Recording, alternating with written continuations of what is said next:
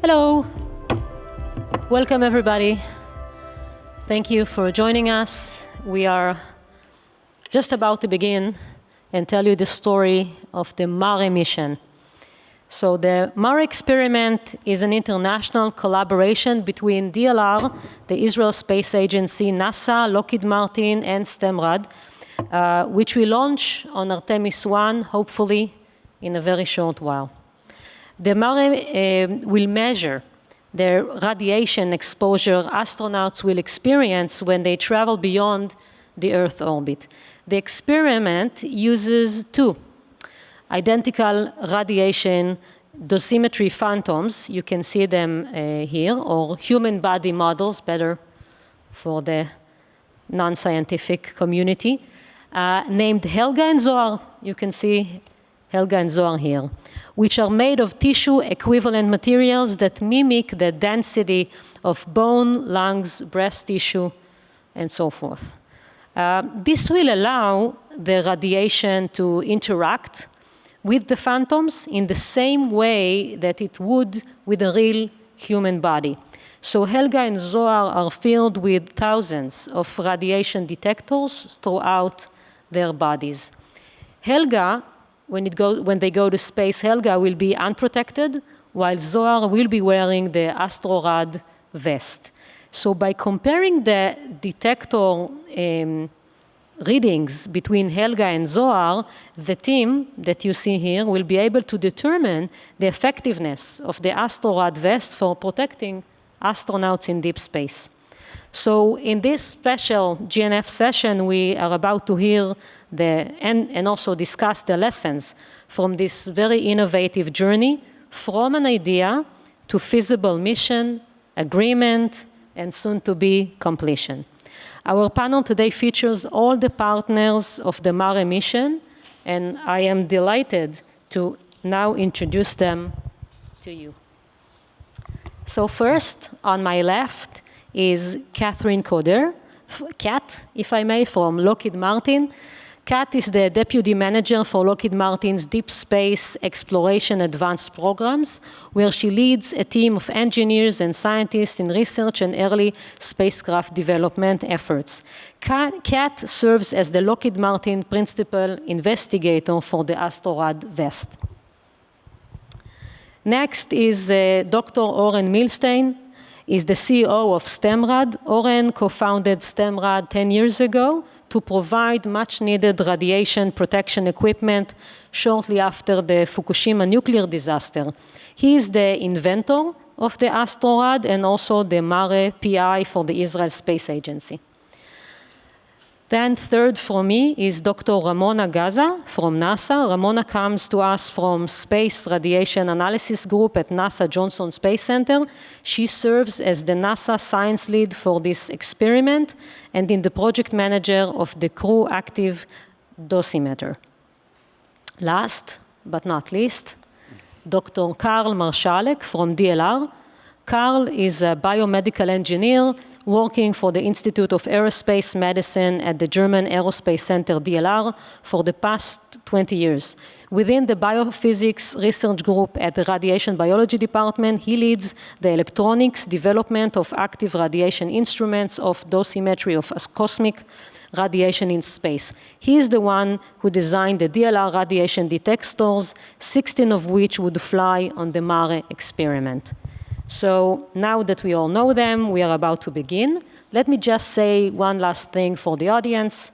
For those of you interested in this mission, I recommend paying attention because the story of the MARE mission provides important insights and lessons for collaboration, research and development project management, science and technology design, and above all, partnerships.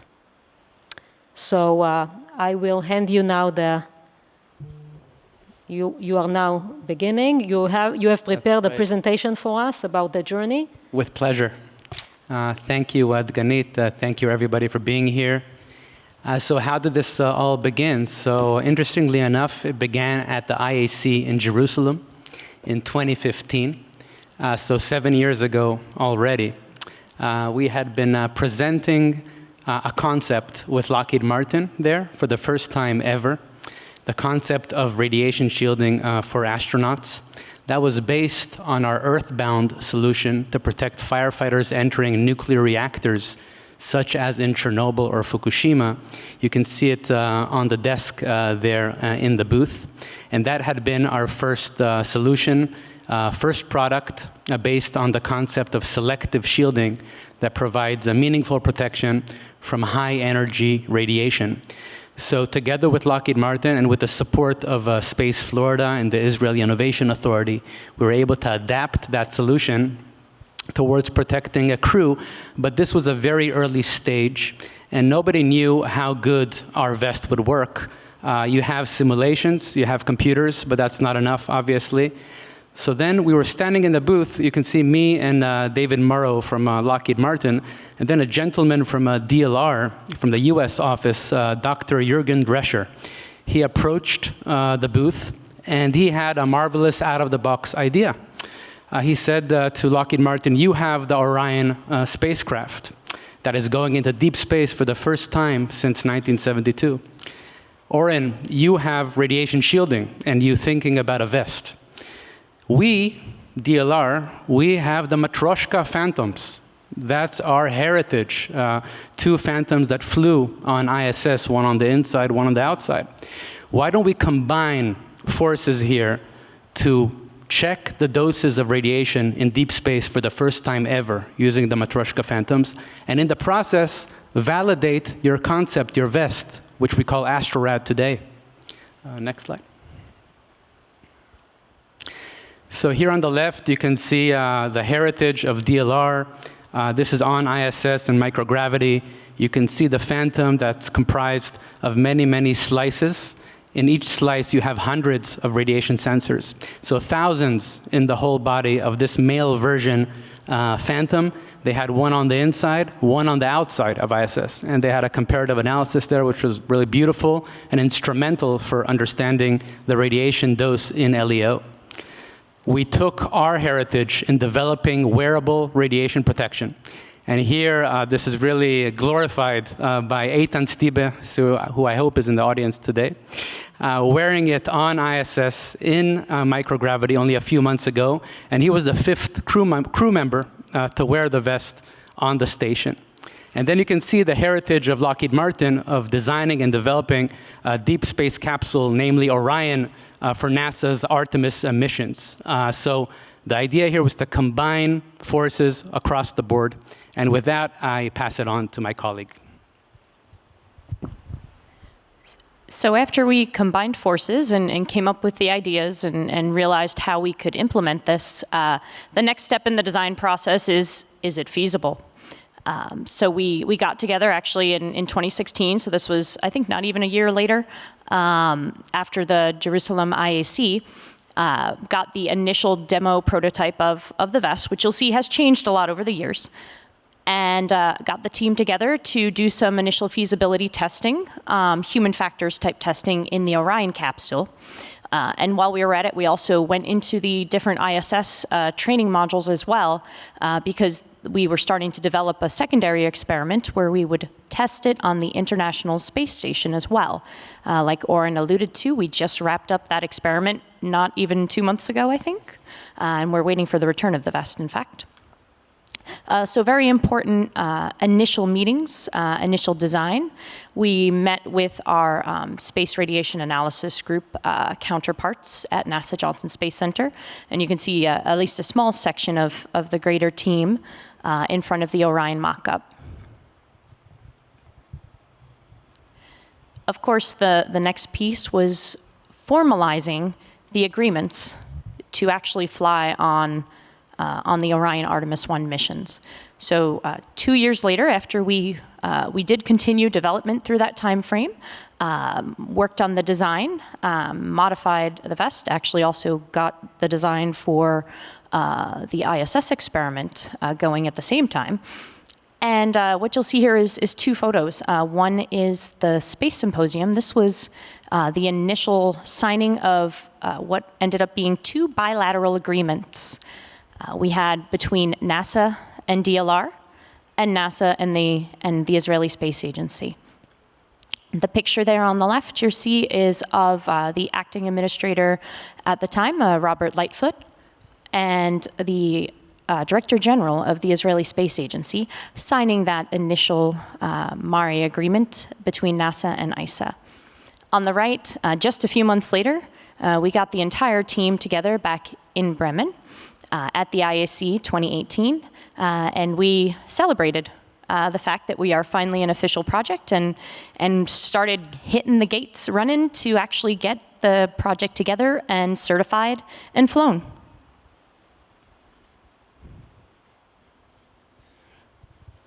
Thank you, Kat.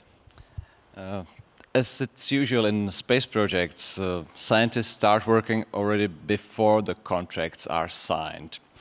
So 2018, the projects were signed, but as early as 2017, the German Aerospace Center started already the design phase. The first main topic was defining the mechanical interface to the spacecraft. So you see the lodgement below the Phantom. In parallel, German Aerospace Center procured both Phantoms. One of them was funded by the Israeli Space Agency. And we equipped those two torsos with altogether 12,000 passive detectors and about 30 active detectors. At that point, I would like to mention the huge international community that stands behind that scientific experiment. We organized detectors from colleagues all across the world that are usually taking part in space measurement, radiation measurement projects. So we have detectors from Japan, Austria, Poland, Czech Republic, Belgium, Switzerland, and the huge contribution comes from our colleagues and friends from the NASA, Mrs. Dr. Ramona Gaza here. They participated on both passive and active detectors for those two radiation measurement phantoms.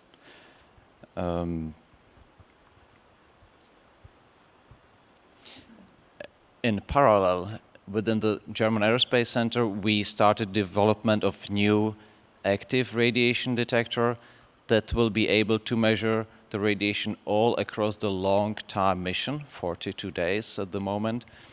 And we developed a very low power consuming detector.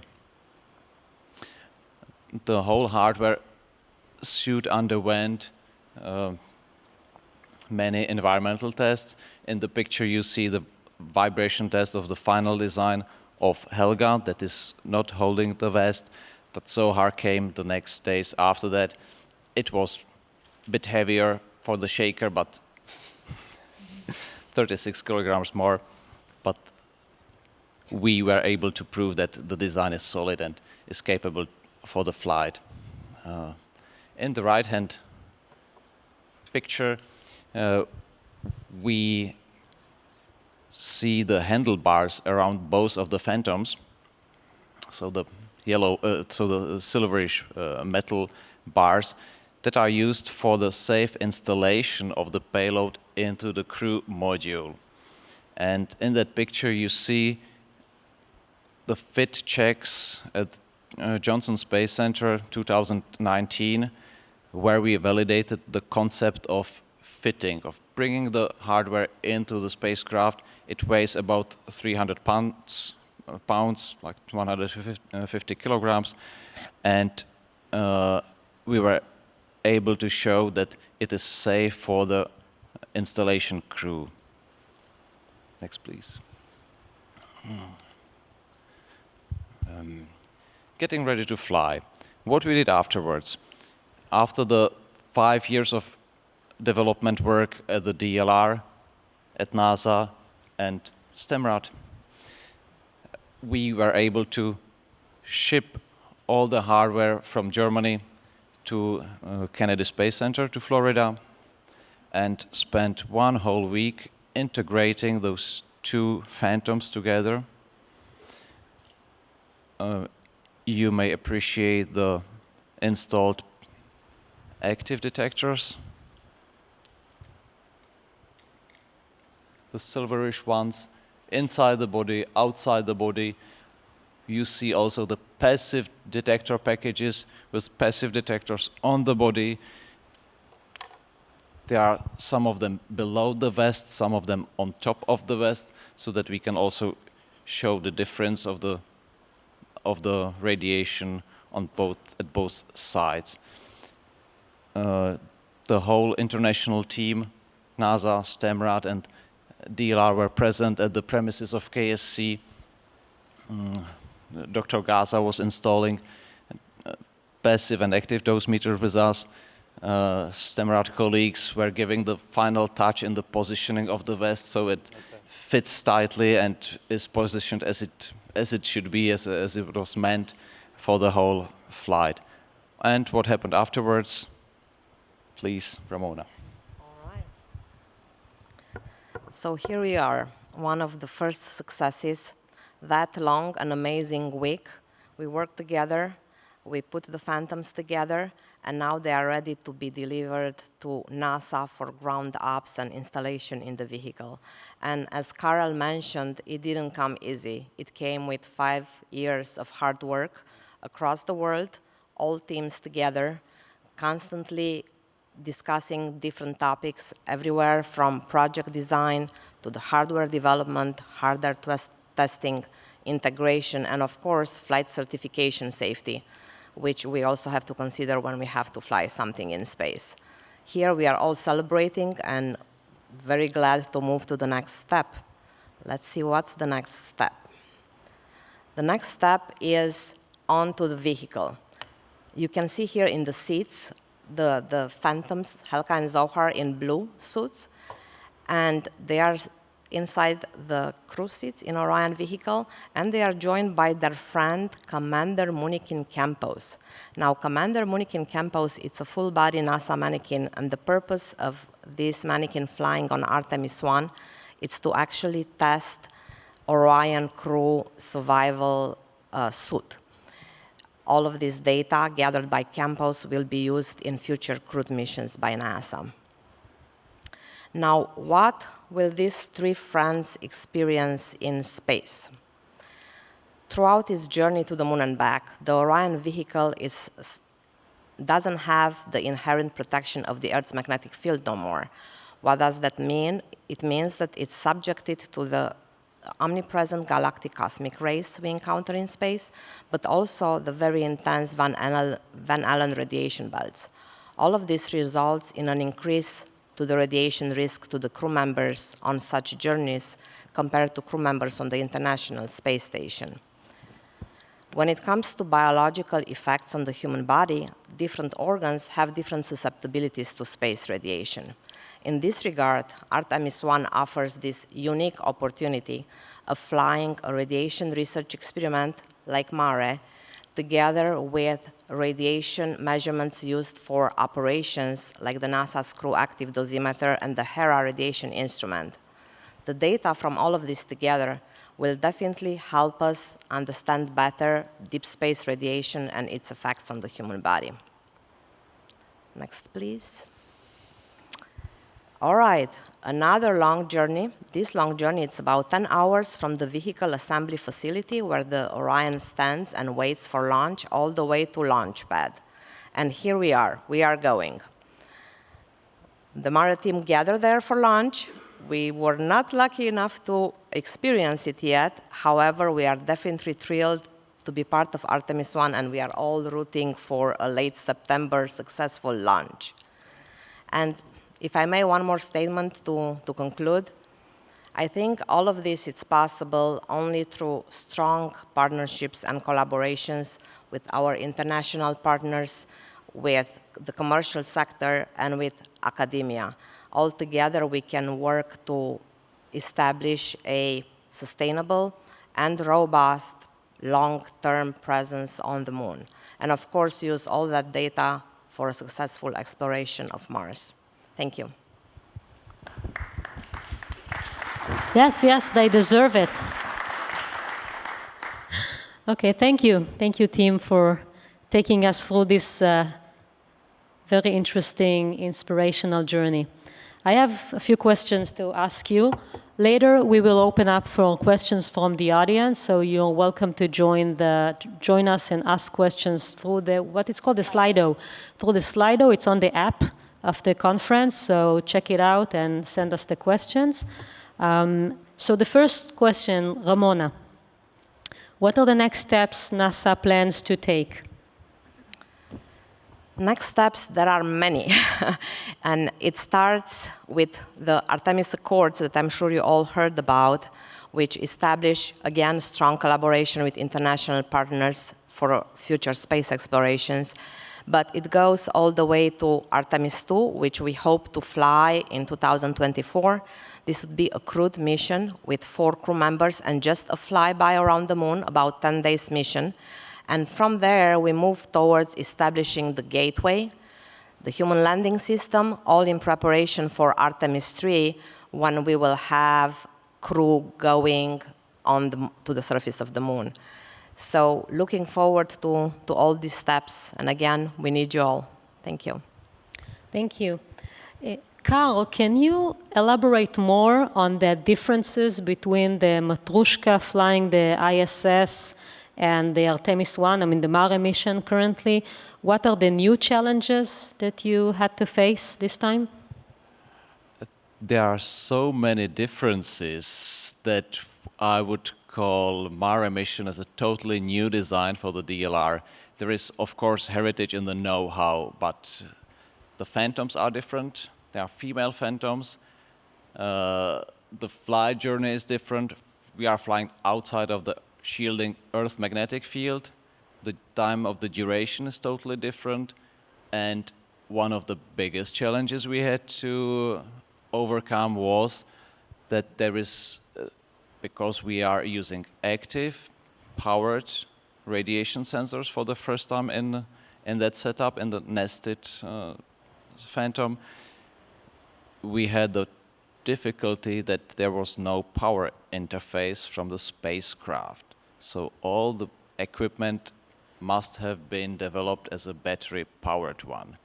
Imagine 42 days mission, battery-powered. It's like charging your mobile phone every 6 weeks. It would be great. So this was the biggest challenge for the electronics development team. And the second challenge was, if you are waiting on the launch pad, you would be depleting the battery.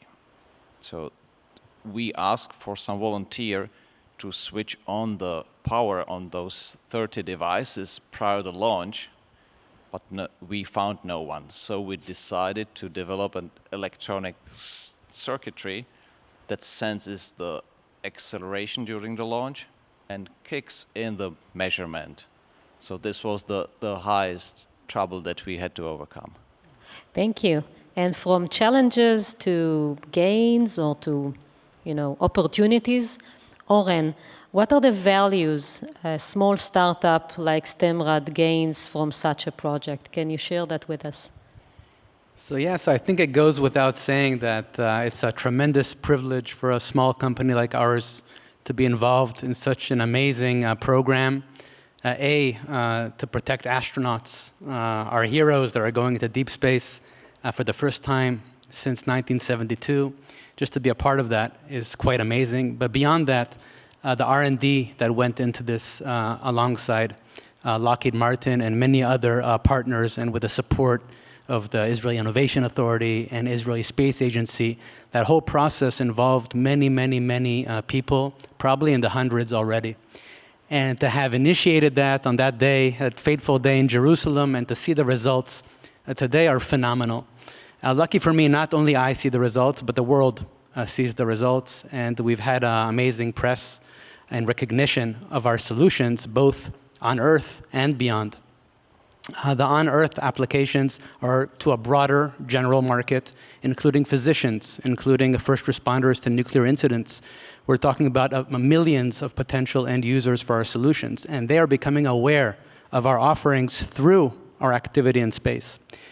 So it's a force multiplier to be involved at the cutting edge of technology in going to deep space. So without doubt, I would recommend to any startup. It's a lot of work. You need a lot of patience. But when it works, it works. Yeah. So let's find out now if it was a win-win situation. And let me move to Kat and ask, was this a positive experience from the Lockheed Martin perspective? Or better, should I ask you, would you engage again with a startup?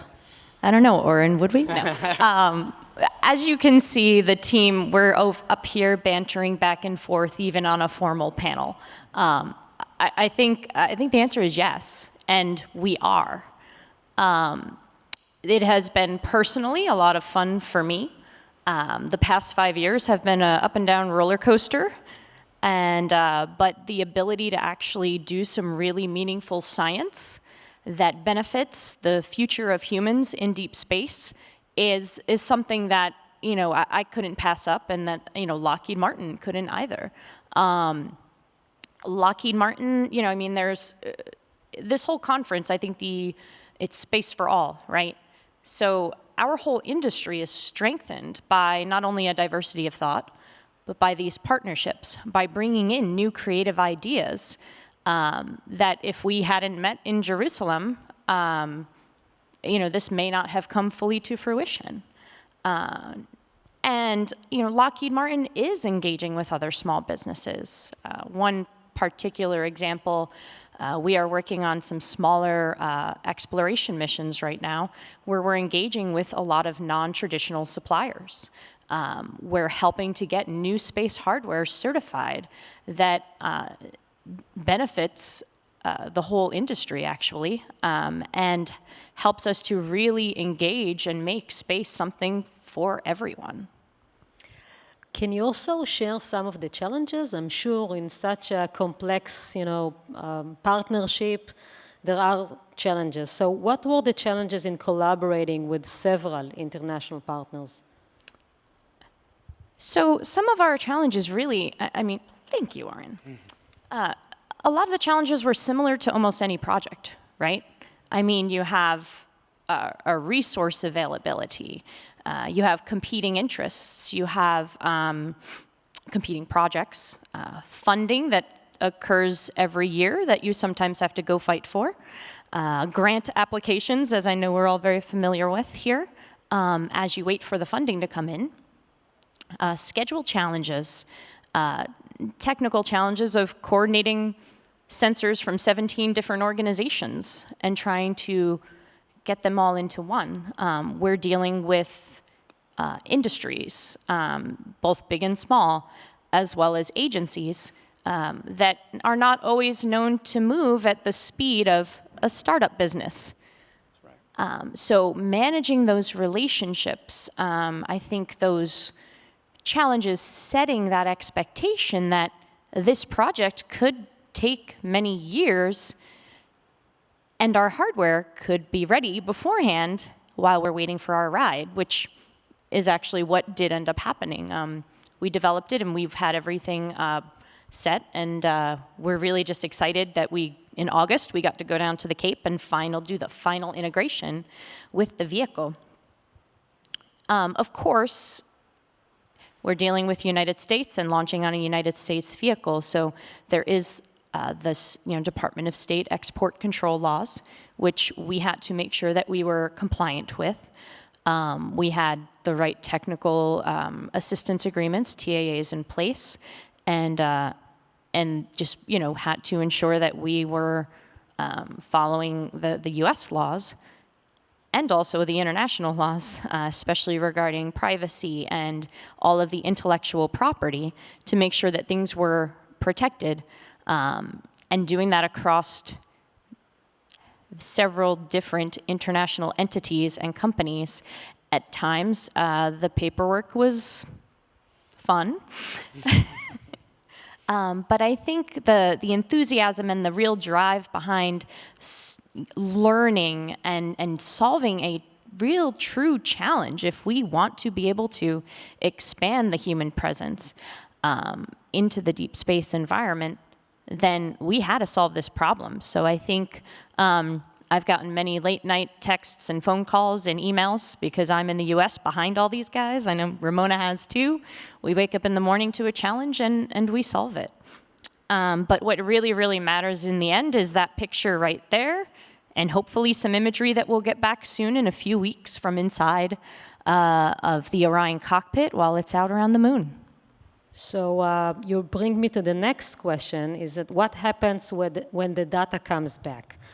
And let me ask Ramona, how is NASA going to transition the scientific data from science to implementation? Okay, so what happens with data when it comes back? We will have so much. As you heard throughout our talk today, we have 10,000 individual passive radiation detectors and about 30-something active detectors. In addition, other radiation instruments on Orion as well. So it's going to be a huge effort on the team to analyze the data, to discuss the data, and to share the data. And Kat alluded to this a little. We have some technical assistance agreements in place that already establish the data sharing process throughout the project, and they were developed at the beginning of the project. Of course, we will work together. We will share the data with the ultimate goal of publishing in peer-reviewed journals all of our findings. I'm very excited about this whole process, but again, with so much data, it's going to be at least a year of hard work getting everything back. Now, back to how do we implement this operationally. So we have different data coming from Artemis I, and I will address, in principle, the MARE experiment because that's why we are here today. For the MARE experiment, this science data can be used in many ways. One is to do a radiation mapping inside the body. See each organ, what type of dose they get. These phantoms you see here, they have different tissues inside to mimic different organs. So we'll have direct measurements, direct organ dose measurements from these phantoms. This will help validate codes. For example, NASA Johnson Space Center in the Space Radiation Analysis Group, we have developed this acute radiation risk tool that tells you what type of biological effects do you expect if you go through a solar particle event. What feeds into this tool, one of the things that feeds into this tool, it's real-time radiation data that we have from our NASA radiation instruments on Orion, but also the knowledge of how to transform that to a body organ dose and ultimately into a biological effect. So tool validation is how this will be implemented operationally. And of course, looking further down the lane, once the testing of the AstroRad vest is complete, it could prove to be a good alternative to a shelter solution for our crew members. That's again another potential operational application that's coming from this project. Thank you. And so one stage ends, another one is about to begin. Oren, what are your so far lessons from this journey? The lessons is that are many, but I think one is to have a lot of patience. And if I look back, I remember this all began in 2015 and then 2016, and we were under pressure to provide the vest and the Helga and Zohar ready for a launch on EM1 in 2018. Okay, so EM1 was postponed and then eventually evolved into Artemis I. So instead of being under pressure to provide and launch, we actually were kind of waiting for this to happen and trying to preserve our capabilities to serve this mission across the board, be it through technology providers, be it through personnel, be it through funding. So to keep the team around for so long, that is not trivial for a startup company. So my lesson is, I wouldn't do anything differently. Honestly, I think I had the vision, we had the vision internally within StemRad that this would probably take a long time. And lucky for us, we had alternative avenues for revenue. So we weren't under the gun to prove that AstroRad works and start selling it. We had other solutions that we had already developed for first responders. And then along the way, we adapted AstroRad for use in hospitals, actually. So that was an amazing benefit that opened a tremendous market for us, and also we received investors' funds to support that new endeavor. So I would say that I had luck and I had determination, and I would like others to also be as determined to pursue such a challenging endeavor, and not say, wait a minute, I can't wait for 2 years, I can't wait for 5 years, I can't wait for 10 years. Find the team that will support a long-term vision, be it your investors, be it your colleagues, and you just can't be under pressure here because you're just a small, important thing within a big, big picture. And to rely completely on this for your sustenance is a mistake. Find alternative routes of revenue. Yeah. Thank you. And if I could add to that, just a slightly different perspective on the 4-year delay. For the hardware development providers, that was actually not too bad. So both DLR and ISA developed new technology in terms of the crew active dosimeters. And with the 2018 launch date, we actually were kind of rushed. So we welcome a little bit of the time we had more to finish our development and to be fully ready to support the flight. Now, of course, we are already in the vehicle, and we want nothing more than to be out there. Okay, so one last question before we open up for your questions on the Slido application. Carl, you are the one who is most familiar with the ladies here, Zohar and Helga, and they've been waiting for a long time. What do you think they do? What do they think? What do they feel? Do they talk to each other? Can you share some of these intimate moments? Helga and Zohar spent 4 years standing or lying on the table in our laboratories. In the evenings, we heard them chatting to each other, discussing who will put the first footprint on the moon surface when the next manned mission are flying over there. So they were chatting the whole nights when we were not there. Fortunately, they are now happy because they have another friend in the crew module, the red guy we saw on the picture. I'm pretty sure when they return back to ground, they will go out to drink a coffee at least together. Thank you so much.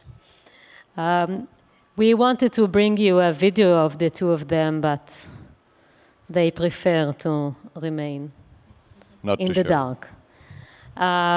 Okay, so we are opening now for your questions. Ellie, have you got the questions for us? And before we do, I know we have some of the team members in the room, some of the folks who were literally there in the room and in some of these pictures, and who have helped throughout the way. So can you all please just stand and acknowledge, including you, Muro, stand up. And Jürgen Drescher here. So we literally have the 3 people who started this whole thing right here. And Ellie, you've assisted along the way. And so I just wanted to make sure we've acknowledged some of the rest of the team that is here today. Thank you. This is very important. So the first question from Corentin. What materials compose the radiation protection vest? Oren, I think this goes for you. Yeah.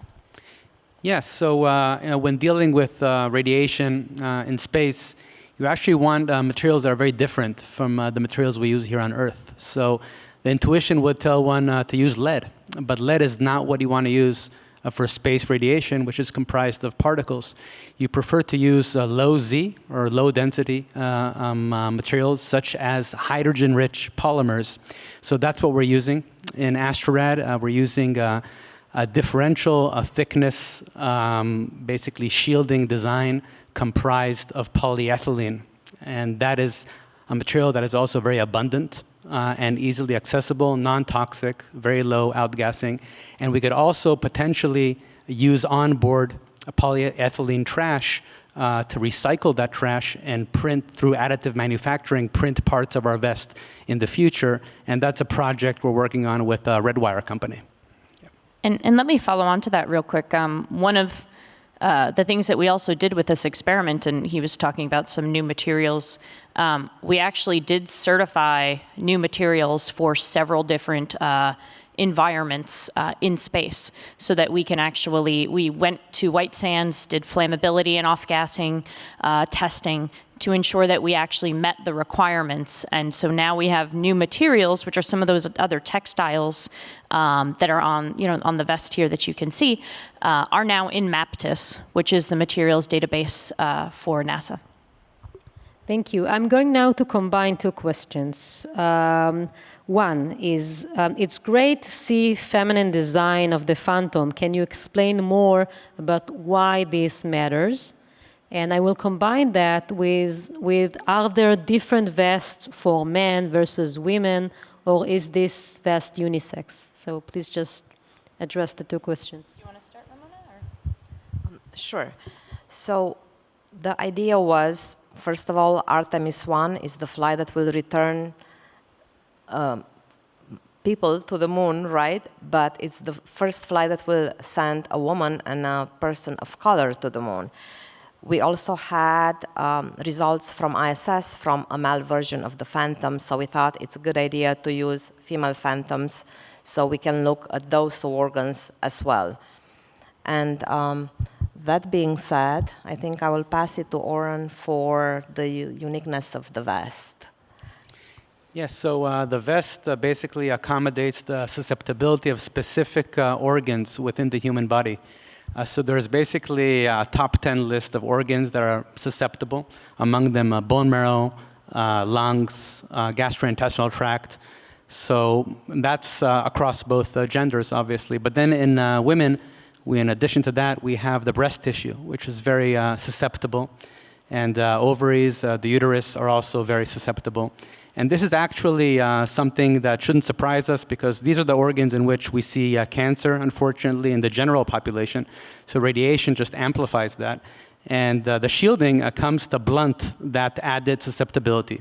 And that's why the legs are not protected, because they're not as susceptible as the torso organs. And same with the brain. Surprisingly, the brain is not very susceptible to cancer down the road. Maybe to cognitive effects, we're not sure about that. But for cancer, we don't see a lot of cancer in the brain tissue, and that's because of the low rate of proliferation of the cells residing in the brain. We see that upon a recovery from stroke, we have a very slow recovery curve, versus bone marrow, where we have pumping out of tens of billions of cells every day. A rate of proliferation that is unmatched in the body, so that's therefore the most susceptible tissue. So the vest is basically something that you would wear to reduce that added susceptibility to those organs. And I think that the last bit of the question, Oren, was there a is there a male and female version vest? So how are we actually designing it for the end crew application use, right? And so I think I can touch on that for a moment and then pass it back on to you if we need. We have been trying to answer that question and working with our teammates at NASA, been working with the NASA medical community to try and figure out, what's the best real end application. We definitely need the male versus female, but the trick I think too is figuring out the sizing and the comfort. And so we've been working with crew on the International Space Station, getting a lot of good feedback. We've got the female version on the station, but we've actually had male crew members, as you saw with Eitan, wear it and test it out too. So we're getting a lot of good feedback to figure out what is that end answer of the actual end product to protect the crew. I think you nailed it. So we're close to ending. We have, I think, let's see if this will be the last one or we have time for one more. So in terms of the operational concepts, what do you envisage of these vests? And I would take this question one step further. One is in terms of commercialization, and second, real life of NASA astronauts or other astronauts. How do you envisage that they will use this vest? Yeah, commercially, the market is quite small, unfortunately. The number of people in deep space has been zero over the past 50 years. It's something that we must change, and therefore the courageous effort of NASA to change that. And we're all supportive of that. And you can see how the whole world is enticed and excited by a test launch that doesn't have anybody on board but Helga and Zohar and Munich and campus. So certainly, this kind of endeavor would require this collaboration that we've had here. And to address the operational use, the concept for operations right now on the International Space Station in case of a solar particle event, that's a strong emission of protons that can cause a biological effect, especially increase the chance of cancer later in life. So the concept of operations for that is that we have a whole team, a radiation team that supports in mission control and provides feedback to the flight team, to the flight director, to the flight surgeon when such event occurs. And the only options we currently have on ISS for that situation is to send the crew in a well-shielded location.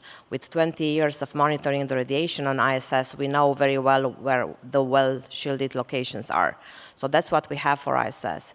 For the Orion vehicle, we actually have a dedicated shelter, safe haven, it's how we call it. And it's under the seats, under the crew seats. And under the crew seats, in case of a solar particle event, the crew members will go through the exercise to get under there and surround themselves for already existing material on board, low Z, low density material that can shield them from such event. This activity, first, it was a novel approach because we didn't know how feasible it is. However, the crew members can do it in under 30 minutes. That was proved and demonstrated, and that's the concept of ops we have for operations on Orion.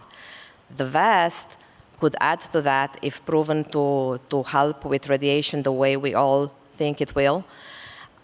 Could help with that in the sense that the crew may not need to go seek shelter under the seats of Orion, but instead just don the vest. Doing so can help with their day-to-day activities, right? You go about your business, you have the vest on, you don't have to seek shelter. But all of that data and the feasibility and implementation will come after this amazing set of results from Artemis I. 4, 3, 2, 1. We're done. Thank you so much. Thank you all. And let's give them a round of applause. And feel free to visit the Lockheed Martin booth and the DLR booth, and you can see our setup and talk to the engineers on the team and scientists. Thank you.